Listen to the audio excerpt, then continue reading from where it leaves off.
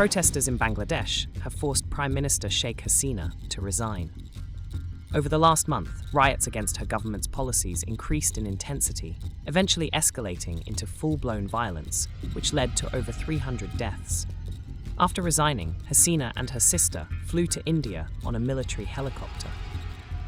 According to the Bangladesh Army Chief Wakar-uz-Zaman, the army will hold talks to form an interim government with all the major political parties. The army has already initiated dialogues with Hasina's BNP, the Jatiya Party, and the Jamaat-e-Islami, but it is unclear whether these conversations will involve protest leaders. Zaman also guaranteed that those responsible for all the killings would be held accountable. Currently, an indefinite curfew is in effect across Dhaka, the country's capital, with the internet cut off, offices closed, and factories shut down.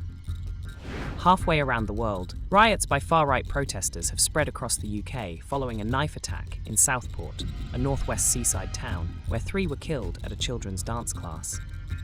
Police arrested a 17-year-old British boy, but false claims on social media suggested he was a Muslim asylum seeker. In 5 days of protests, dozens of police and citizens have been injured, and over 147 right-wing protesters have been detained. In the Middle East, Israel's airstrikes hit several locations in Gaza, including schools and hospital compounds. Gaza health officials reported that at least 44 Palestinians were killed in the last 24 hours, while Israel's Prime Minister Benjamin Netanyahu blamed Hamas for stalling the deal to end the war in Gaza and refusing to release the Israeli hostages.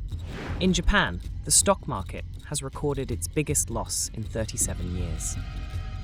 The Nikkei share average came crashing down on Monday, with Japanese share value falling by 13%, as fears about recession in the US and anticipated rate cuts drove investors away. For more updates, subscribe to DRM News.